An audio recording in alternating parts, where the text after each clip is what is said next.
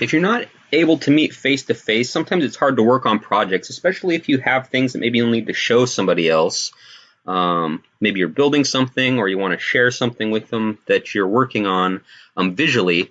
It's kind of hard to do that when you're not in person. So what we can do is we can use something like Zoom. So I Googled Zoom, clicked on the link here, and I'm not using my school account here because my school account, my instructor account, it's already set up. It already has a whole bunch of things in it that yours probably isn't able to do.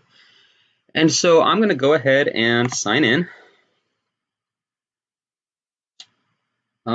I'm going to sign in with my Google account.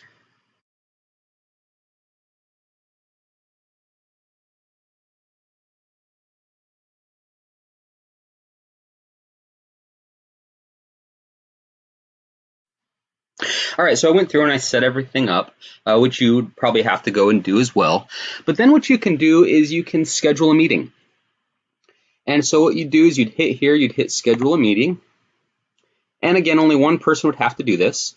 You can name the meeting whatever you want to do. You'll give it a date. You'll give it a time. And with the basic plan, you only get 40 minutes if 3 or more people are talking together. If it's only 2 of you, you can talk all day. Which means if it's a long project, maybe you'll have to set this up multiple times. So maybe every 40 minutes, you'll have to set up a new meeting or something. It is a little bit of a pain. When we're working on things inside of class, I'm going to use my account so that you guys can talk longer than that. But if you're meeting outside of class, you're going to have to set this up on your own. And so once you set up this time, what it's going to do is you can figure out whether it's going to require a password. You can save all this.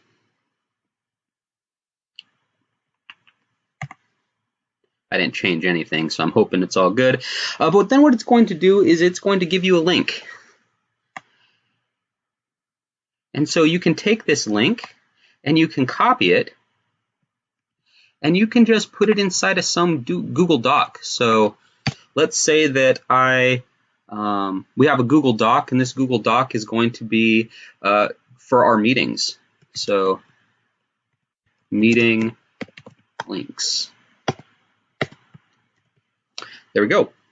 Since this Google Doc is shared with everybody, everybody can open this, and all they'll have to do if I make this a link is click on it.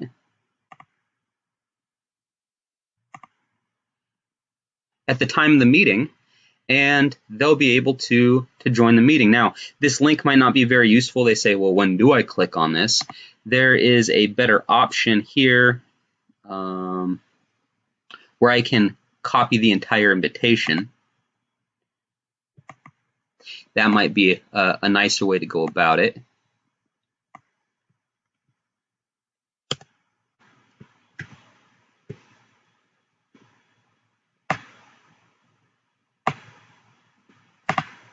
There we go.